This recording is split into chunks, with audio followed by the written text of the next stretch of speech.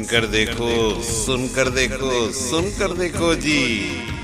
ममता राहुल मोदी बोले, लिखे जितेंद्र जी।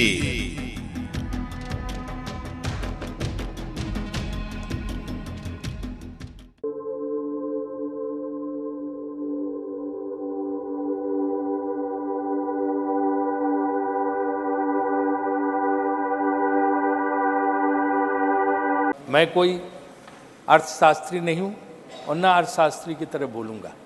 मैं एक सामान्य व्यक्ति के जो समझ में आता है उसी आधार पर अपनी बात रखूँगा।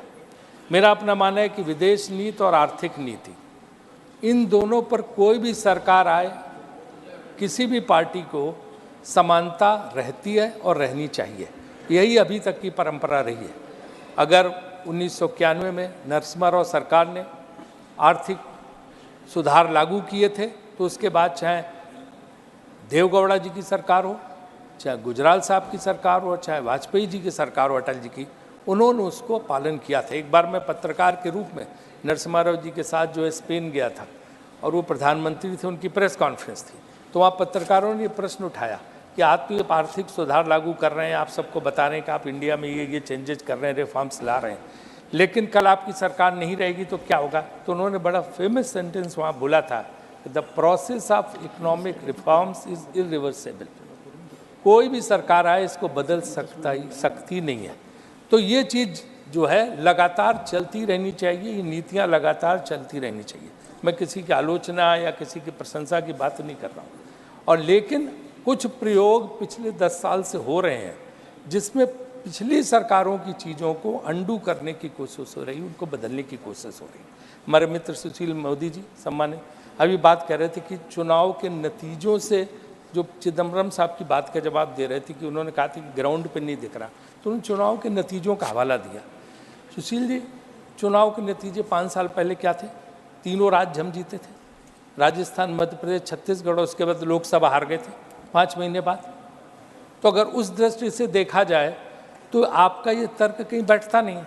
इसलिए मुझे लगता है कि इस जो बहस को हम उसी गंभीरता से रखें जिस मुद्दे पर आर्थिक स्थिति की वो है, और उसकी हम शुरुआत इस चीज़ से करते हैं। और अगर इसके आंकड़ों का, इलेक्शन कमीशन का आंकड़ा है, पूरे उसमें 4,81,00,000 वोट जो है भाजपा को मिला है और 4,91,00,000 कांग्रेस को मिला है, 10 लाख ज़्यादा। तो हम इसको अगर उस तरह से गणना करके देखेंगे तो फिर ये बात कहीं रही नहीं जाएगी कि, तो इसलिए जो है हम समझते हैं कि चेयरमैन साहब ने बहुत गंभीरता से इस विषय पे डिस्कशन के लिए रखा है, तो हम उसी पे जाते हैं। सबसे पहले पुराना गाना है कि जो वादा किया वो निभाना पड़ेगा, तो वादों पे जाते हैं। तो वादा नंबर 1 क्या था कि हम काला धन वापस लाएंगे। वापस तो आया नहीं, उल्टे जो मॉर्गन स्टैनली की रिपोर्ट है जिसको कोट किया था सुधांशु जी ने, 6 लाख उद्यमी जिनको एंटरप्रेन्योर बोलते हैं विदेश चले गए। यहाँ की 2 लाख ने तो नागरिकता सरेंडर कर दी भारत की। और उद्यमी जब जाता है तो सोचो कि वो लाखों लोगों का जो है, वो लाखों लोगों का के रोजगार को जो है छोड़ के जाता, जो भारत में मिल रहा था। वहाँ जाके उद्योग लगा रहे हैं, बाहर के लोगों को रोजगार मिल रहा है, और उसके अलावा जो है यहीं से पैसा जा रहा है। तो उल्टे जो पैसा 4 लाख करोड़ आना था, 10 से 15 लाख करोड़ के करीब पैसा बाहर जा चुका है देश का। ये गंभीर विषय है, इस पे मुझे लगता है वित्त मंत्री जी को सोचना चाहिए कितनी भारी संख्या में उद्यमी या एंटरप्रेन्योर्स देश छोड़ के क्यों जा रहे हैं और बाहर क्यों बस रहे हैं। तो ये उनको सोचने की बात है कि वो क्यों ऐसा हो रहा है। और ऐसा नहीं कि देशभक्त नहीं थे, देशभक्त थे। मॉर्गन स्टैनली के रुचि शर्मा ने 2016 में फिक्की की स्पीच में कहा था, 2016 में वार्निंग दी थी, तब मुश्किल से जो है 50,000 लोग गए थे कि क्यों भारतीय बिजनेसमैन, भारतीय इंडस्ट्रियलिस्ट या एंटरप्रेन्योर्स देश छोड़ के क्यों जा रहे हैं, उनको रोको। तो ये चीज़ देखने की है कि क्या ये सरकारी एजेंसियों के ज़रूरत से ज़्यादा दबाव की वजह से जा रहे हैं या क्या वजह है, उनके साथ अन्याय हो रहे हैं, इसको समझने की आवश्यकता है। दूसरा वादा था 50 रुपये लीटर पेट्रोल, 40 रुपये डीजल, हमारी सरकार आएगी। आप कह रहे हो कम हो गया, मुझे तो कहीं कम नहीं दिखाई दे रहा।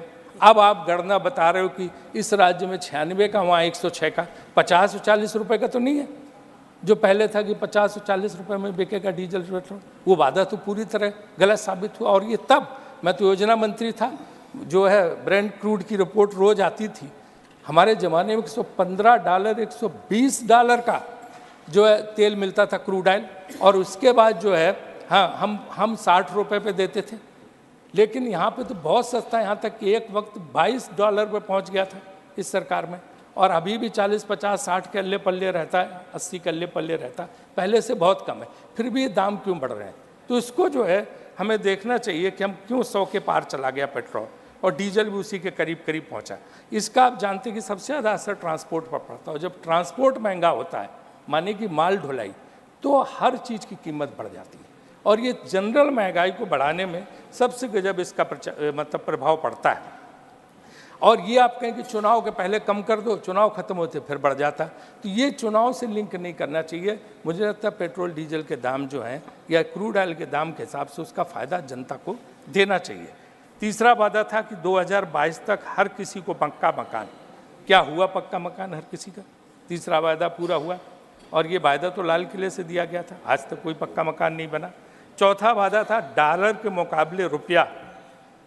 जब 50 हो गया था मनमोहन सिंह की सरकार में, तो इतना हंगामा हुआ था कि ये देश की इज्जत गिर गई, देश का अपमान हुआ है। रुपया कमज़ोर हो गया, मतलब भारत देश का विश्व में अपमान हो गया। इतना हंगामा, वीडियो आप निकाल के देख लीजिए, क्या क्या नहीं कहा गया था। आज 80 से लेके 85 के बीच में डॉलर है, लेकिन कोई शब्द नहीं बोला जाता, कहीं किसी किस्म का देश का अपमान नहीं हो रहा। तो ये पाँचवा वादा भी उसी तरह से, चौथा वादा भी उसी तरह से विफल हुआ। और पाँचवा वादा 2 करोड़ रोजगार, जिस पर अन्य लोगों ने भी बोला है, तो अब तक जो है मेरे हिसाब से 20 करोड़ नौकरी मिल जानी चाहिए थी। लेकिन अगर आप देखें जो आंकड़े हमारे पास हैं, बेरोजगारी की दर जो 5% होती थी 2014 से पहले, वो 10.09, 10 मतलब 11% के करीब हो गई। ब्लूमबर्ग ने central for monetary Indian economy के हिसाब से 40 करोड़ लोग घरों में बैठे हैं, बिना नौकरी के 40 करोड़ लोग घरों में बैठे हैं जिनके पास नौकरियां नहीं, और क्वालिटी ऑफ जॉब तो बहुत ही कम है इसके हिसाब से। पिछले साल 1,70,00,000 लोगों ने सेंट्रल गवर्नमेंट की नौकरी के लिए अप्लाई किया था, जिनमें से 38,850 को सिर्फ नौकरी मिली। इंजीनियर जो पढ़ाई लिखाई में जो इंजीनियर हैं, बड़े बड़े उसमें किए हैं, वो सब जो है अप्लाई कर रहे हैं चपरासी की नौकरी, सफाई कर्मचारी की नौकरी। वही अगर अच्छी अर्थव्यवस्था होती तो पढ़े लिखे लोग ऑफिस में, फैक्ट्री में काम कर रहे होते, और उनको ज़रूरत नहीं पड़ती कि इस तरह की कोई चीज़ करते। आप देखो ना, 80 करोड़ लोगों को आप मुफ्त अनाज देना पड़ रहा, अच्छी बात है, हम इसका समर्थन करते हैं। लेकिन ये योजना खाद्य सुरक्षा बिल, जयराम जी यहाँ बैठे हैं, मनमोहन सिंह सरकार लाए थे, और उस समय ये लागू हुआ, तो उसी प्रावधान का अच्छी बात है, हम इसमें कोई नहीं, नई सरकारें आती हैं देती, लेकिन जो है इसको चालू रखना चाहिए, देना चाहिए, गरीब को भोजन मिलना चाहिए। लेकिन ये सुनकर देखो, सुनकर देखो, सुनकर देखो जी, ममता राहुल मोदी बोले, लिखे जितेंद्र जी।